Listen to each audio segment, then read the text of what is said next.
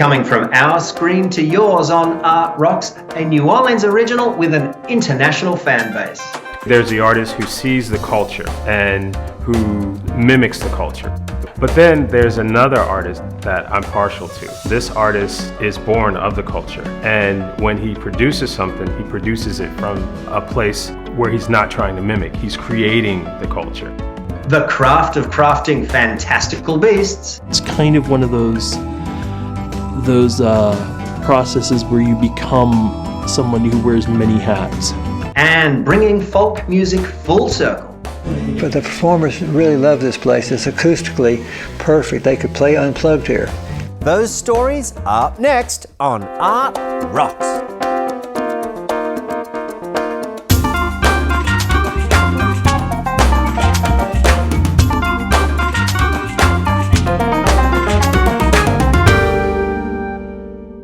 Art Rocks is made possible by the Foundation for Excellence in Louisiana Public Broadcasting and by viewers like you. Hello, thanks for joining in. I'm James Fox Smith, publisher of Country Roads magazine and your host for this edition of Art Rocks. Come meet a New Orleans painter whose original pieces command prices in the tens of thousands of dollars. Terrance Osborne creates glorious, exuberant paintings that capture the living essence of the Crescent City's unique people, places, and passions. Terrance says that when he sits down to paint, he strives to capture what his city will be known for in the years to come. From his Magazine Street studio, here's Terrance to explain his work and the thought process behind it.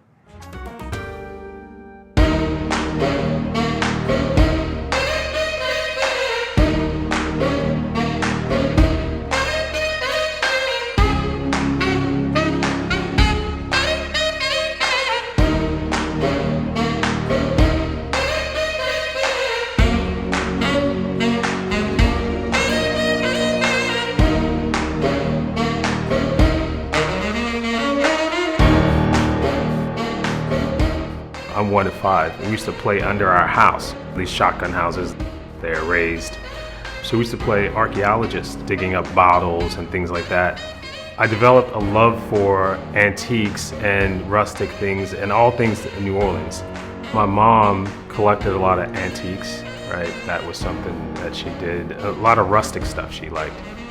What I try to do is paint about those things. Playing under the house gave me an idea of how the structure of a house was formed, because I could see underneath. So when I started painting them as an adult, I just painted from memory. It was easy to understand them. There's the artist who sees the culture and who mimics the culture. I'm going to paint a guy playing a trumpet, or I'm going to paint some crawfish or something like that. And that's fine, because that introduces people to the culture and gives them something to take back. But then there's another artist that I'm partial to. This artist is born of the culture, and when he produces something, he produces it from a place where he's not trying to mimic. He's creating the culture, and that's what I do. My job is to take the culture and show what it is. I'm not mimicking.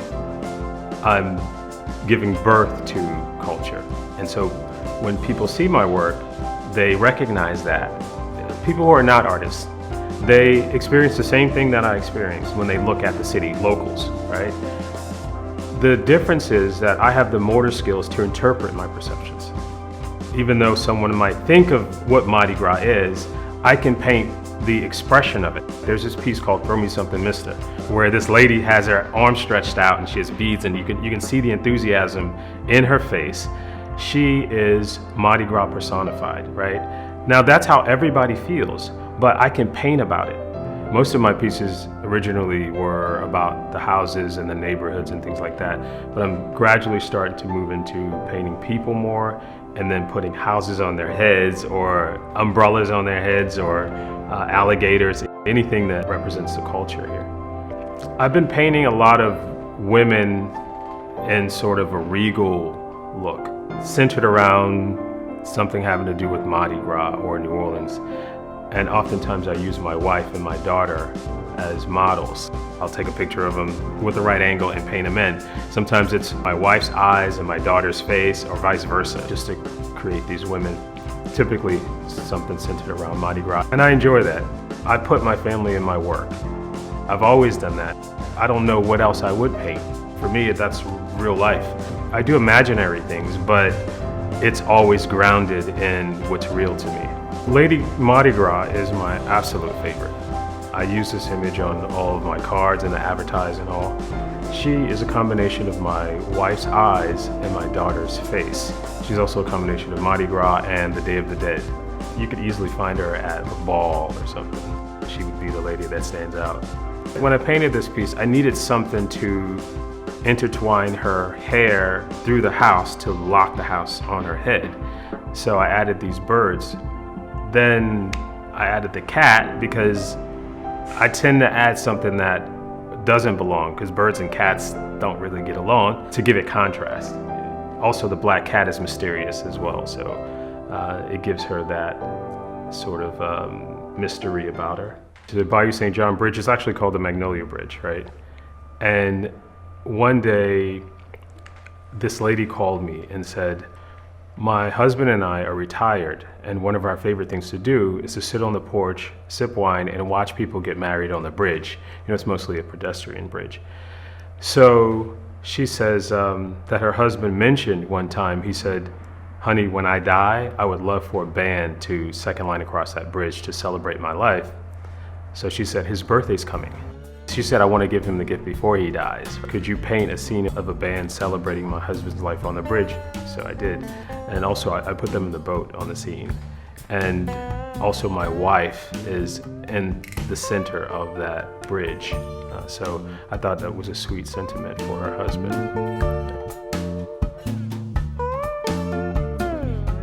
The house is in the scene. It's the house that's closest to the bridge with the picket fence around it.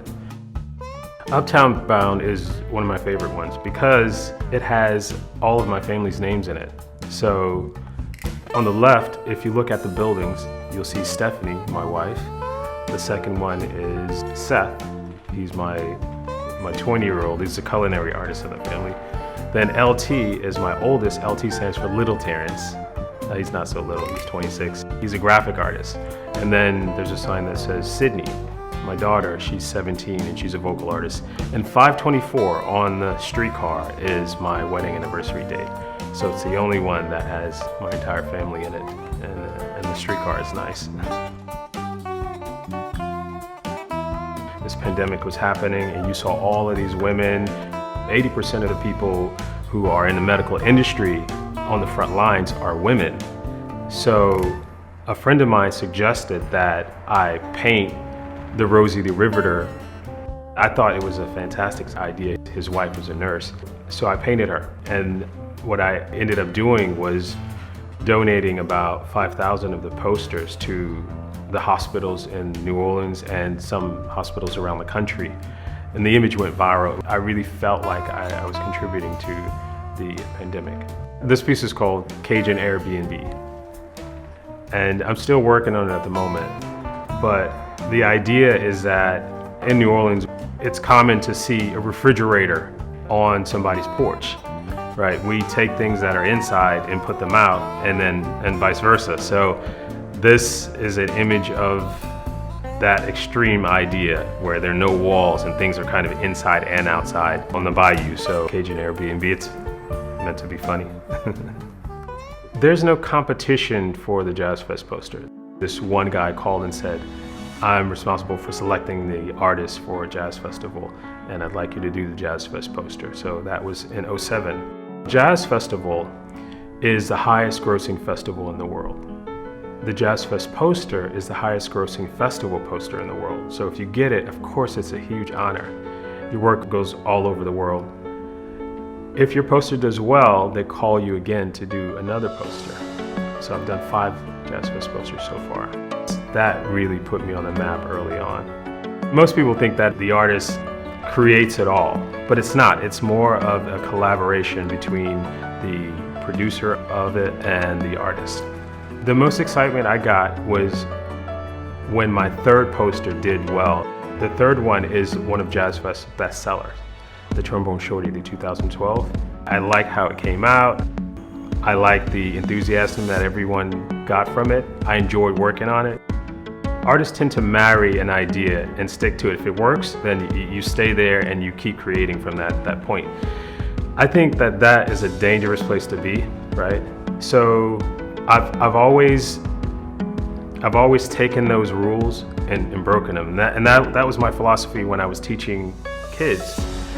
Kids have the innate ability to create, like say kids will paint a sky red, right?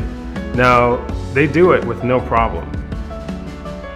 It's not until they get a little bit older where other kids start being critical of them and judging us, oh, you can't paint a sky red, so they start changing and making it blue. Well, eventually their art looks like anybody else's art.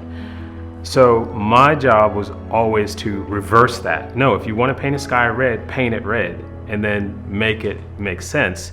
So it's almost like knowing the rules, mastering the rules, and then breaking them to create something new, which has been my philosophy. I like acrylic because I like for my paint to dry fast, right? So that I can add the next layer. And I actually work from dark to light. What happens is I'll sketch it out and add a little bit of paint to it, and then I'll black the entire piece out. Then I start adding color on top of that, because it's almost like as if you're in a completely dark room, and then there's a dial where you turn the light up very slowly to a point where you're comfortable. That's what it's like for me.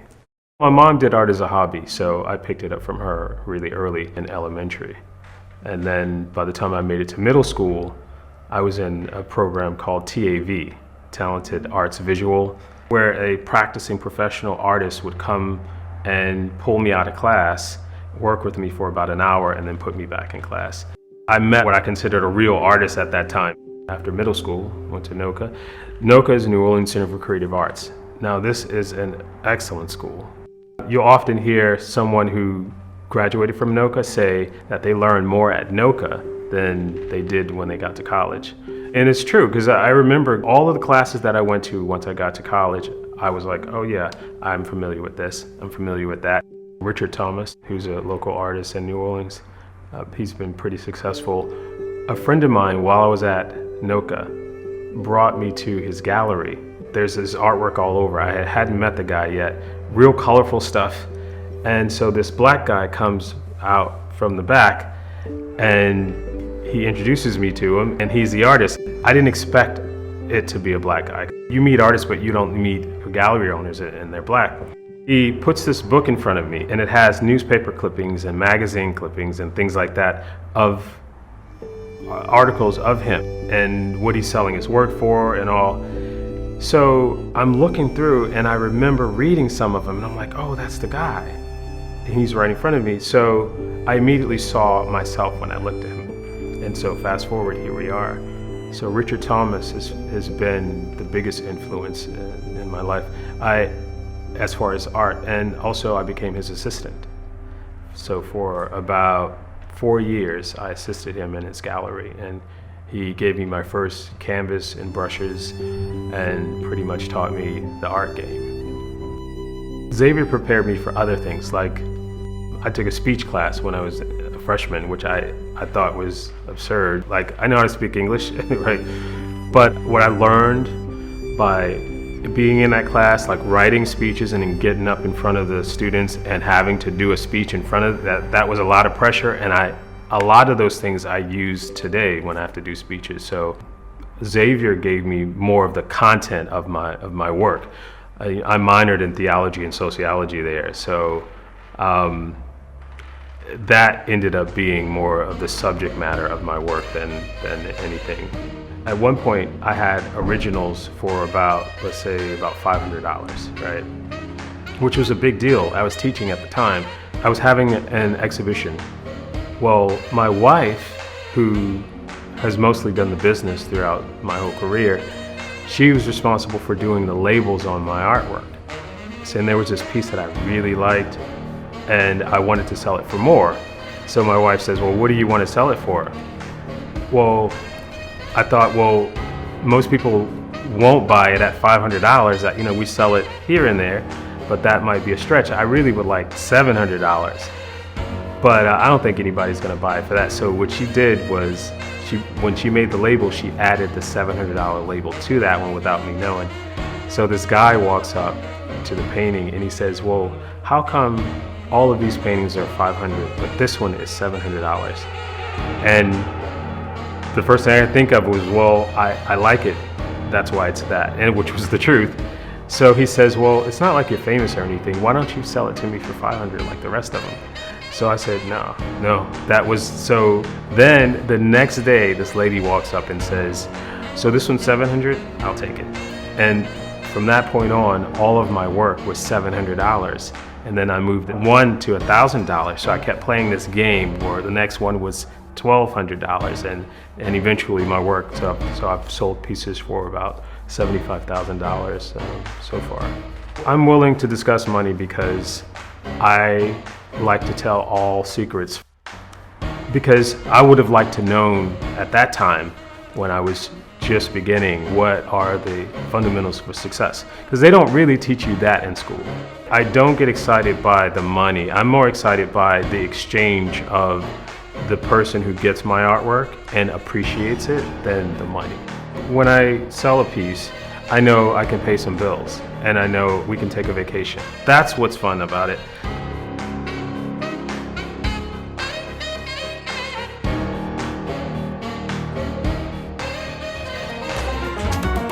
If you've ever considered art to be optional, just imagine how bland life would be without the music, film, literature, and visual art that we have to keep us company. So keep the inspiration alive by exploring these notable exhibits happening in person and online from museums and galleries in our part of the world.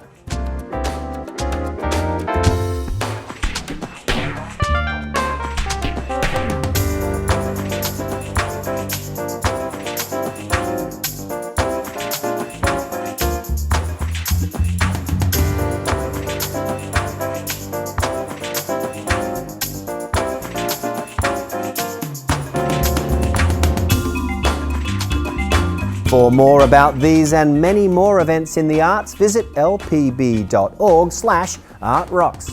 And while you're there, you'll find links to every episode of this program, so to see or to share any segment again,